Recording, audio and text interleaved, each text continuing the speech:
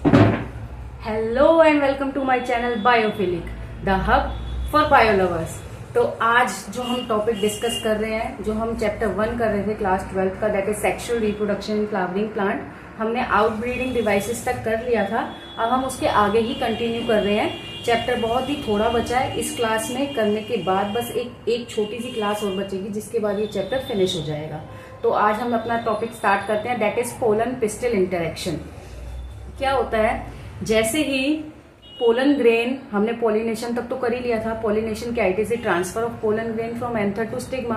तो जैसे ही पोलन ग्रेन एंथर से स्टिग्मा पे आता है, तो जो ये पिस्टिल होता है, फीमेल रिप्रोडक्टिव पार्ट को ही हम पिस्टिल कहते हैं, एज यू नो। तो जो ये पिस्टिल है, इसके पास ये एबिलिटी होती है कि वो जो पोलन ग्रेन उसके ऊपर आया है, ये उसको आइडेंटिफाई कर सकती है whether it is of right type, जिसे कंपैटिबल कहते हैं, या फिर ये रॉन्ग टाइप का है। तो अगर वो राइट टाइप का है तो वो उसको एक्सेप्ट करती है और पोलन की जर्मिनेशन हो जाती है, पोलन ट्यूब निकल जाती है। लेकिन क्योंकि हवा में पोलन ग्रेन्स घूम रहे हैं, तो कोई भी पोलन ग्रेन कहीं पर भी लैंड हो सकता है। तो अगर वो रॉन्ग टाइप का निकला तो वो उसको रिजेक्ट कर देता है और पोलन जर्मिनेशन नहीं होती। तो ये पिस्टिल के पास एबिलिटी होती है to identify the pollen grain.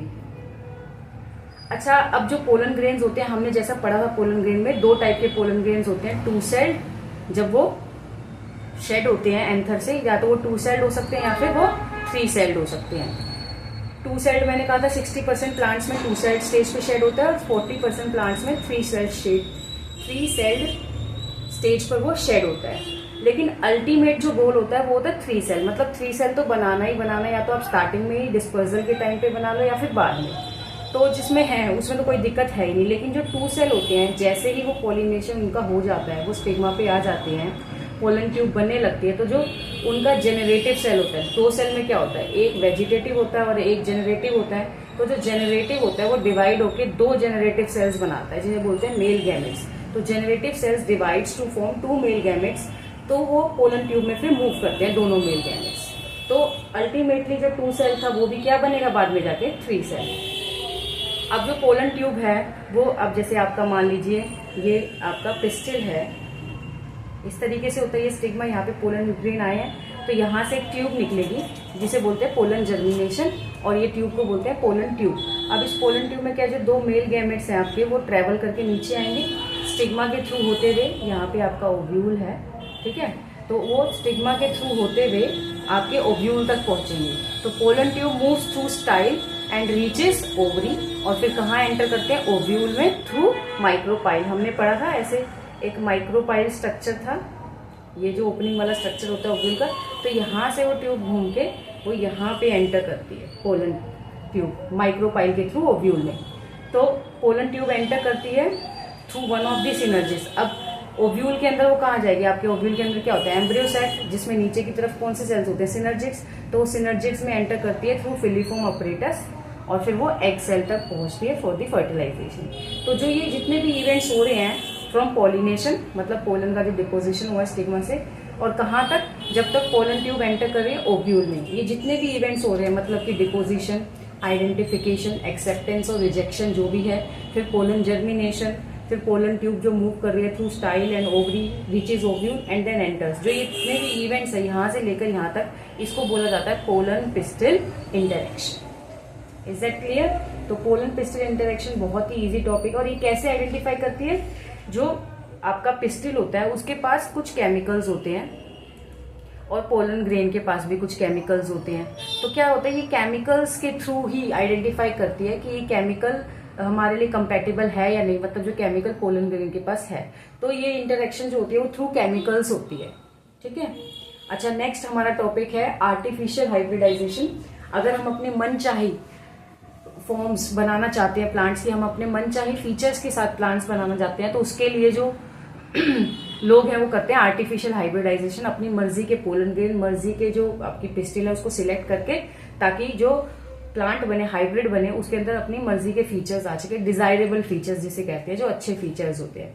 तो इसके लिए स्टेप्स क्या होंगे, अगर आपका फ्लावर है बाइसेक्सुअल, मतलब उसमें मेल और फीमेल पार्ट्स दोनों हैं, तो क्या स्टेप्स रहेंगे। पहला स्टेप रहेगा इमेस्क्युलेशन। इमेस्क्युलेशन मतलब जो आपका फ्लावर है, ये आपका फ्लावर है, इसमें ये आपका फीमेल पार्ट है और ये आपका मेल पार्ट है। ठीक है, तो क्या करा जाता है, ये जो मेल पार्ट होता है इसको चॉप ऑफ करके हटा दिया जाता है। Removal of male part with the help of scissors. आप सीजर्स की हेल्प से जो मेल पार्ट है उसको अगर रिमूव कर दो तो इस प्रोसेस को बोलते हैं इमैस्कुलेशन। और ये क्यों कर रहे हैं, टू प्रिवेंट ऑटोगैमी। हम नहीं चाहते सेल्फ पॉलिनेशन हो, हम अपने मन चाहे पोलन ग्रेन से उसका फर्टिलाइजेशन करवाना चाहते हैं, पॉलिनेशन करवाना चाहते हैं। तो इसीलिए हमने ऑटोगैमी को खत्म करने के लिए यहाँ से जो मेल पार्ट है उसको रिमूव कर दिया है। अब आपके पास ये जो फ्लावर बचा है ये सिर्फ फीमेल फ्लावर हो गया। अब इसको आप बैगिंग कर देते हो जब तक फीमेल पार्ट जो है फ्लावर वो रिसेप्टिव ना हो जाए, जो फीमेल पार्ट है वो मैच्योर ना हो जाए, तब तक आप उसको बैगिंग कर देते हो बटर पेपर की हेल्प से। इस प्रोसेस को बोलते हैं बैगिंग, ताकि वो मैच्योर हो सके। अगर वो मैच्योर हो रहा है और उसी टाइम पे कोई अनडिजायरेबल पोलन वहां पहुंच गया तो उसकी पॉलिनेशन हो जाएगी अनडिजायरेबल पोलन से, जो हम नहीं चाहते। हम चाहते हैं डिजायरेबल से हो सके, तो इसलिए हम उसकी बैगिंग कर देते हैं। उसके बाद जब वो मैच्योर हो जाती है पिस्टिल, तो उसके ऊपर हम अपनी मर्जी के पोलन ग्रेन्स डस्टिंग करते हैं, मतलब पॉलिनेशन करवाते हैं और फिर उसको रीबैगिंग कर देते हैं, उसको डेवलप होने देते हैं फ्रूट को। तो ये प्रोसेस है फॉर बाइसेक्सुअल फ्लावर। अगर आपका फ्लावर मान लीजिए यूनिसेक्सुअल है, उसमें सिर्फ मेल फ्लावर है या फिर फीमेल फ्लावर है, तो आप फीमेल फ्लावर को लेंगे। तो आप क्या करोगे, आप इसमें मेल पार्ट तो है ही नहीं फ्लावर में, ओनली फीमेल पार्ट है, तो आपको इमैस्कुलेशन की क्या जरूरत पड़ेगी, आप बताइए। नहीं पड़ेगी, क्योंकि उसमें मेल पार्ट्स तो है ही नहीं। तो no need of emasculation, directly आप फीमेल फ्लावर की क्या करेंगे, बैगिंग करेंगे। उसके बाद मैच्योर होने के बाद आप उस पर पोलन ग्रेन की डस्टिंग करेंगे और फिर रीबैगिंग। तो इमैस्कुलेशन का स्टेप जो है वो एलिमिनेट हो जाता है in the case of unisexual flowers. अच्छा, अब आपने आर्टिफिशियल हाइब्रिडाइजेशन करवा लिया, आपने देख लिया कि पोलिनेशन हो जाने के बाद क्या क्या इवेंट्स होते हैं, पोलन पिस्टिल इंटरेक्शन। अब आपका एम्ब्रियो सैक तक पोलन ट्यूब पहुंच चुकी है, उसने अपने मेल गैमेट्स वहां रिलीज कर दिए हैं एम्ब्रियो सैक के अंदर। अब उसके बाद क्या प्रोसेस होगा, तो एक जो मेल गैमेट है, 2 मेल गैमेट्स आते हैं एम्ब्रियो सैक के अंदर, उनमें से जो एक गैमेट है वो जाता है एग सेल के पास। तो मेल गैमेट्स क्या होते हैं, हैप्लॉइड होते हैं, तो ये भी हैप्लॉइड ये भी हैप्लॉइड। तो इन दोनों के फ्यूजन से जो प्रोडक्ट बनेगा वो क्या होगा, zygote which will be diploid. और इस प्रोसेस को बोलते हैं syngamy. Syngamy means fertilisation, fusion of gametes. तो ये हो जाएगा आपका सिनगैमी। अच्छा, अब जो दूसरा मेल गैमेट है, अदर मेल गैमेट, वो किसकी तरफ जाएगा, जो सेंटर में एम्ब्रियो सैक के जो सेंटर में एक पोलर सेल था, उसके अंदर 2 पोलर न्यूक्लियाई थे, तो वो जो दूसरा मेल गैमेट है वो इसके पास आएगा। अब देखिए ये मेल गैमेट क्या है, N, और ये जो दोनों पोलर न्यूक्लियाई ये भी NN है, मतलब N+N मैं लिख सकती हूँ। तो आपके पास 3 N हो गए। जैसे ही ये तीनों न्यूक्लियस फ्यूज होंगे, ट्रिपल फ्यूजन होगा। ट्रिपल फ्यूजन क्यों कह रहे हैं, क्योंकि इधर फ्यूजन हो रहा है 3 न्यूक्लियाई, फ्यूजन ऑफ 3 न्यूक्लियाई हो रहा है यहाँ पे, इसलिए आप इसको बोलते हैं ट्रिपल फ्यूजन। और इससे क्या बनता है, प्राइमरी एंडोस्पर्म न्यूक्लियस, जो कि क्या होगा, ट्रिप्लॉइड। और इसके अराउंड जो सेल होगा उसे बोलेंगे PEC, प्राइमरी एंडोस्पर्म सेल। अब देखिए यहाँ पर 2 तरह की फ्यूजन्स आपको देखने को मिल रही हैं, एक तो सिनगैमी और दूसरा आपको मिल रहा है ट्रिपल फ्यूजन। एम्ब्रियो सैक में 2 फर्टिलाइजेशन हो रही हैं, तो इसीलिए 2 फर्टिलाइजेशन, इसीलिए इस प्रोसेस को बोलते हैं डबल फर्टिलाइजेशन। क्लियर, जो कि एंजियोस्पर्म्स में ही होता है बस। अच्छा, अब आगे देखिए, एंजियोस्पर्म्स मतलब मेरा कहने का मतलब है प्लांट्स में ही होता है बस, ठीक है। अच्छा, अब देखिए जाइगोट जो बना आपका सिनगैमी का, ये किसका प्रोडक्ट है, ये सिनगैमी से मिल रहा है आपको।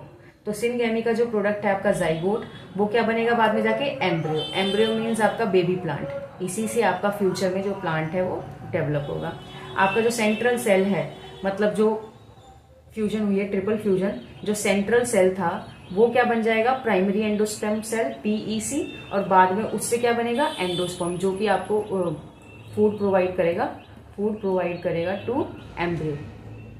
जो आपका एम्ब्रियो डेवलप हो रहा है उसको ये फूड प्रोवाइड करेगा। तो ये है आपका fertilisation, syngamy and triple fusion. अब थोड़ा सा एंडोस्पर्म के बारे में पढ़ लेते हैं, फिर एम्ब्रियो देखेंगे। एंडोस्पर्म क्या होता है, जो आपका PEC बन रहा है, ये बन रहा है ना आपका सेंट्रल सेल से, प्राइमरी एंडोस्पर्म सेल ये बन रहा है PEC। इसके जो सेल्स, PEC का जो सेल है वो रिपीटेडली डिवाइड करेगा, डिवीजन होगी, और उससे क्या बन जाएगा, टिश्यू बन जाएगा, एंडोस्पर्म टिश्यू। और इनके सेल्स क्या होंगे, ट्रिप्लॉइड होंगे, जैसा कि हमें पता ही है। Cells of this tissue filled with reserve food for the nutrition of developing embryo. और ये जो सेल्स हैं एंडोस्पर्म टिश्यू के, इनके अंदर रिजर्व फूड भरा हुआ है, जो कि एम्ब्रियो को क्या करेगा, नरिश करेगा, न्यूट्रिशन प्रोवाइड करेगा। अब आपका जो सेंट्रल सेल था वो तो बन गया PEC, और जो आपका PEN है उनके अंदर जो न्यूक्लियस है उसके अंदर भी काफी सारी डिविजन होगी। फ्री न्यूक्लियर मीन्स सिर्फ न्यूक्लियस डिवाइड हो रहा है, अभी सेल वॉल फॉर्मेशन नहीं हो रही है, तो न्यूक्लियर डिविजन होंगी फ्री न्यूक्लियर, जिससे बनेगा फ्री न्यूक्लियर एंडोस्पर्म। ठीक है, और जो आपका सेल बाद में उन न्यूक्लियस के अराउंड सेल वॉल फॉर्मेशन होगी और उससे क्या बन जाएगा सेल्यूलर एंडोस्पर्म। तो पहले जो आपका PEN है न्यूक्लियस है, जो आपका प्राइमरी एंडोस्पर्म न्यूक्लियस, उसके अंदर फ्री न्यूक्लियर डिविजन होंगी जिससे बनेगा फ्री न्यूक्लियर एंडोस्पर्म। फिर उसके अराउंड सेल वॉल की फॉर्मेशन होगी जिससे बनेगा सेल्यूलर एंडोस्पर्म। तो इस तरीके से आपका ये एंडोस्पर्म फॉर्मेशन होती है। इसका एग्जांपल अगर मैं बोलूं, आपने कोकोनट आपको पता है, नारियल के अंदर पानी भी होता है, अंदर एक व्हाइट पोर्शन भी होता है जिसे आप खाते हैं। तो जो उसका पानी होता है, कोकोनट का वाटर होता है, वो होता है फ्री न्यूक्लियर एंडोस्पर्म, और जो आपका जो व्हाइट पोर्शन जो आप खाते हैं वो होता है सेल्यूलर एंडोस्पर्म। ठीक है, अब एंडोस्पर्म जो बना है, एम्ब्रियो उसको पूरा खत्म कर देगा सीड बनने से पहले, मतलब सीड की मैच्योरेशन से पहले, या फिर कुछ बचेगा। तो उस पर भी डिपेंड होकर दो तरह के सीड होते हैं, albuminous and non albuminous. Endosperm which is completely consumed by the developing embryo before seed maturation. Seed maturation से पहले ही एम्ब्रियो ने अपना सारा खाना खत्म कर दिया है, ऐसे सीड्स को बोलते हैं एल्ब्यूमिनस सीड्स। मुझे लग रहा है मैंने गलत लिख दिया है, यहाँ पर आएगा नॉन एल्ब्यूमिनस सीड्स, जिनमें एंडोस्पर्म नहीं बचा है, और जिनमें एंडोस्पर्म बचा है, endosperm is not consumed completely by the embryo, जिसमें वो एंडोस्पर्म बचा है अभी भी, जैसे कि कैस्टर एंड कोकोनट, उन्हें बोलते हैं एल्ब्यूमिनस सीड्स। क्लियर? अच्छा, अब आ जाइए आपका लास्ट टॉपिक इस वीडियो का, दैट इज एम्ब्रियो। एम्ब्रियो क्या है? आपका माइक्रोपाइलर एंड पे डेवलप हो रहा है, क्योंकि वहीं पर फ्यूजन हुई थी एग और गैमेट की, मेल गैमेट की। ठीक है, और एम्ब्रियो की डेवलपमेंट तभी स्टार्ट होती है जब एंडोस्पर्म बन जाता है। क्योंकि आप खुद ही सोचिए, आप किसी इंसान, ये बच्चे को पाल रहे हैं, बच्चे को पालने से पहले आप फूड की सप्लाई इंश्योर करेंगे कि फूड प्रॉपरली है या नहीं, तभी वो बच्चा खाएगा। जैसे बर्ड्स में भी देखिए आप, एग के निकलने से पहले ही, मतलब जो बच्चा निकलता है एग के हैच होने से पहले ही, जो उसके पेरेंट्स होते हैं वो कोशिश करते हैं फूड सप्लाई इंश्योर करें नेस्ट के अंदर, पहले ही फूड स्टोर करना शुरू करते हैं, ताकि जैसे ही बच्चा हैच करके निकले एग में से, तो उसको पास खाना अवेलेबल हो। तो इसीलिए प्लांट्स में भी क्या होता है, जो एम्ब्रियो है वो डेवलप करेगा बाद में, एंडोस्पर्म उससे पहले बनेगा, ताकि नरिशमेंट उसको इंश्योर किया जा सके। अच्छा, अब ये स्टेजेस हैं आपके, pro embryo, globular embryo, heart shape embryo, mature. इसमें क्वेश्चन आता है MCQ टाइप, अलग अलग कर देते हैं, आपको सही सीक्वेंस पहचानना होता है। ठीक है, PGHM ये आपका सीक्वेंस है, pro embryo, globular embryo, heart shape and mature. ठीक है, अब आपके ये हैं types of embryo. Dicotyledon plants में और मोनोकोटिलेडन प्लांट्स में क्या अंतर होता है? तो ये आपका डाइकोट एम्ब्रियो है और ये आपका मोनोकोट एम्ब्रियो। तो पहले हम डाइकोट एम्ब्रियो देख लेते हैं। देखिए, ये डाइकोट एम्ब्रियो, अच्छा इसमें क्या है, ये बहुत ही ईजी है, बुक की लैंग्वेज थोड़ी सी बच्चों को कई बार समझ नहीं आती। आप क्या कीजिए, आप इसको मान लीजिए this is the embryonal axis. ठीक है, ये आपका एम्ब्रियोनल एक्सिस है मान लीजिए। अब एम्ब्रियोनल एक्सिस के ऊपर वाला पोर्शन जो होगा उसे बोलते हैं एपिकोटाइल। ठीक है, और एम्ब्रियोनल एक्सिस के जो नीचे वाला पोर्शन होगा उसे बोलेंगे हाइपोकोटाइल। हाइपो मीन्स पर जानते हैं, हाइपो मतलब कम, कम मतलब वो नीचे है। ठीक है, तो एम्ब्रियोनल एक्सिस के ऊपर वाला पोर्शन ये आपका क्या है, एम्ब्रियोनल एक्सिस है मान लीजिए। ठीक है, तो उसके ऊपर वाला पोर्शन इज एपिकोटाइल, नीचे वाला पोर्शन इज हाइपोकोटाइल। अब एपिकोटाइल विल टर्मिनेट, कहां पर खत्म होगा, जाके प्लूमूल में। प्लूमूल से ही आपका बाद में क्या बनेगा, शूट बनेगा।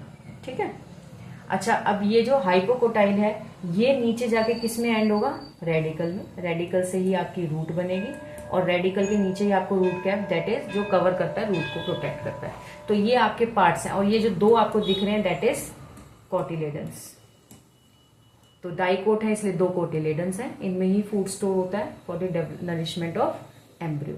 तो ये आपका एम्ब्रियो है, ये आपका एम्ब्रियोनल एक्सिस, ऊपर वाला पोर्शन इज एपिकोटाइल, नीचे वाला is hypocotyl. Epicotyl will terminate into plumule which will develop further into shoot, और hypocotyl will terminate into radicle which will develop further into shoots, and radicle is covered by a root cap. ये है आपका dicot embryo, इतनी सी बात है बस। ठीक है, अच्छा अब बात कीजिए मोनोकोट एम्ब्रियो की।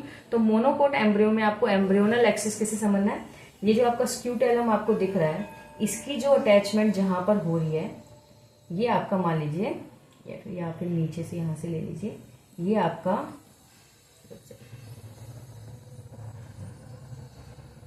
ठीक है। अच्छा, अब ये जो है जहाँ पे स्क्यूटेलम की अटैचमेंट हो रही है, आप दिख रहा है, ये आपका एम्ब्रियोनल एक्सिस मान लीजिए यहाँ पे, ठीक है। अब क्योंकि ये मोनोकोट है, इसमें सिर्फ एक ही कोटिलेडन है और उस कोटिलेडन का नाम होता है स्क्यूटेलम। देखिए एक ही कोटिलेडन है ये वाला, तो इसका नाम है स्क्यूटेलम। अब एम्ब्रियोनल एक्सिस के ऊपर वाला पोर्शन वही चीज एपिकोटाइल, और नीचे वाला पोर्शन है आपका हाइपोकोटाइल। अब एपिकोटाइल किसमें टर्मिनेट करेगा आपका, ये आपका प्लूमूल है, ये शूट एपेक्स दिख रहा है आपको, ये प्लूमूल है, और ये उसके ऊपर जो कवरिंग आपको दिख रही है दैट इज कोलियोप्टाइल, ठीक है, वही चीज है सेम। और ये आपका हाइपोकोटाइल है, हाइपोकोटाइल जाके टर्मिनेट करेगा आपका रेडिकल में, जिससे रूट्स बनेंगी, और रूट के ऊपर एक कैप लगी होती है नीचे जिसे बोलते हैं रूट कैप, और ये एक इनक्लोज होते हैं शीट लाइक स्ट्रक्चर में जिसे बोलते हैं कोलियोराइजा। आप कैसे याद करें, देखिए कोलियोटाइल पी से है, कोलियो तो कोलियो कॉमन है, पी है इसमें, तो यानी ये प्लूमूल की कवरिंग है, और यहाँ पे आर है राइजा, राइजा मीन्स ये रूट्स की कवरिंग है, तो कोलियोप्टाइल एंड कोलियोराइजा। तो ये है आपका मोनोकोट एम्ब्रियो, बहुत ही ईजी है। तो यहाँ पर आपका एम्ब्रियो तक हमारा फिनिश हो चुका है इस चैप्टर में। बस अब सीड, फ्रूट और आपका एंड में एपोमिक्सिस वगैरह बचा है, बस थोड़ा सा टॉपिक बचा है, तो एक ही क्लास का वो टॉपिक है, वो हम एक क्लास में फिनिश कर देंगे।